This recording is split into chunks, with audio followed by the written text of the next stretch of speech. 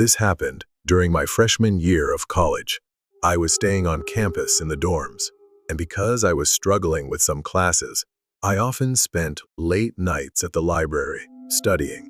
One particular night, I was in one of the quieter sections of the library, away from the main study areas. It was close to 2 a.m., and there were very few people left. The library was open 24 hours, but most students didn't stay that late unless they really had to. I was sitting at a desk near a row of bookshelves when I heard soft shuffling noises a few aisles away. At first, I thought nothing of it, just another student looking for a book. But after a few minutes, I realized the noises weren't stopping. It was a slow, deliberate movement, as if someone was pacing back and forth. I stood up to glance down the aisle, but no one was there. Shrugging it off, I sat back down and continued reading. A few moments later, I heard the sound of breathing.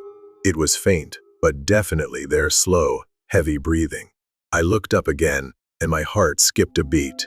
A figure stood at the end of the aisle, just beyond the dim glow of the overhead lights. I couldn't see their face clearly, but they were standing completely still, facing in my direction. "Can I help you?" I called out, trying to keep my voice steady. No response. The figure just stood there. Then, slowly, they turned and walked behind another bookshelf, disappearing from view. I quickly packed my things and headed for the main study area, where I could see a few other students. As I walked, I glanced back. The figure was now peeking around the edge of a bookshelf, watching me. I didn't hesitate. I practically ran out of the library, not stopping until I was back at my dorm. The next day, I told a friend about what happened, and he mentioned hearing stories about a strange person who sometimes appeared in the library late at night. No one knew if they were a student or just someone who wandered in. But after that night, I never stayed late at the library again. I used to work the night shift at a gas station off a quiet highway from midnight to 6 in the morning.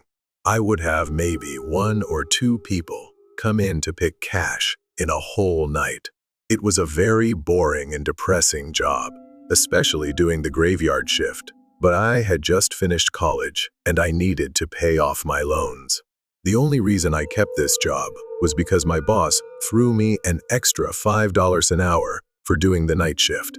On this one cold December night, I was doing my usual thing, reading the newspaper, playing games on my phone, and whatnot, when I noticed the headlights of a car pulling off the highway into the parking lot.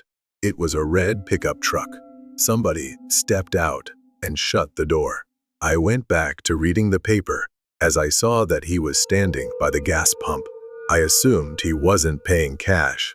I looked up a few moments later and saw that he was still standing in the same position, staring at the gas pump. I almost felt obligated to go out and help him. He was obviously confused. I felt a cold chill run up my spine as I saw the 6-foot, something tall man slowly turn his head to face me. I couldn't make out any features of his face, but I knew he was staring at me. I tried to pretend I didn't notice by going back to reading the paper. Of course, I wasn't really reading now. I was a bit shaken by the guy out there. I just wanted him to pay debit or credit and leave. I looked up and gasped as the man was now much closer to the front door of the building. It wouldn't have been so disturbing if it weren't for the fact that he wasn't moving. He was just standing still as before, still looking in my direction. I walked over to the door to get a closer look. All I could see in his face was still blackness. I locked the door and flipped the open sign to closed on the door. I didn't care if this would possibly get me in trouble. I was not taking a chance. Because, quite frankly, I was scared shitless. I walked back behind the counter and sat down on one of the containers on the floor, just so I couldn't see the man outside anymore. I stayed in that position for a good 5 minutes, texting every friend I had, to see who was awake. I was desperate to tell somebody about this. When I finally got up to check that he was gone, I let out a full scream as the man was now right outside the door. I picked up the phone on the counter and called the police. The operator was reluctant to send somebody over because of the way I described the situation, but I persuaded them. I hid behind the counter, balled up like a child. I began to hear heavy thumps at the door, not innocent knocks to catch my attention, trying to break down the door. And then, eventually, it finally stopped. I heard the sound of a car starting outside and then driving off. I looked outside, and he was gone. A patrol cop, along with a state trooper, pulled into the parking lot. I reported the red pickup truck and told them which direction I thought he went in. I couldn't describe his face, as all I saw was blackness. Of course, there wasn't much the police could do, as the man didn't really do anything. I left that job a few months later for a job in the city. Last summer, I went on a road trip with a couple of friends. We were driving through a remote area and decided to stop for the night at a small roadside motel.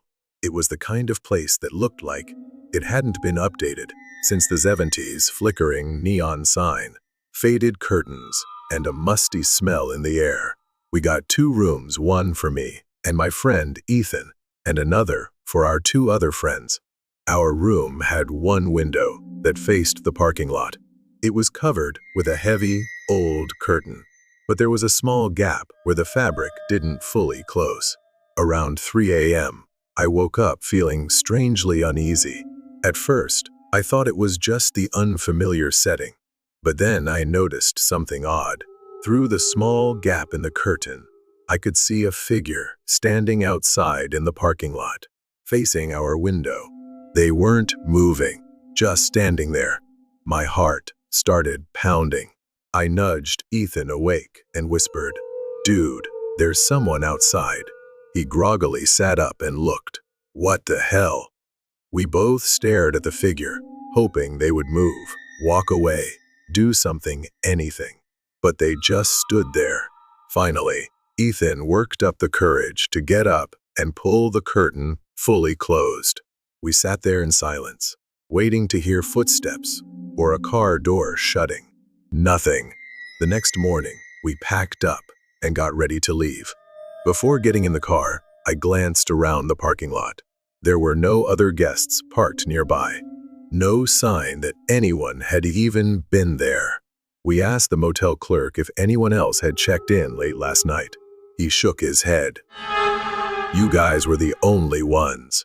Ethan and I just looked at each other and got in the car without another word.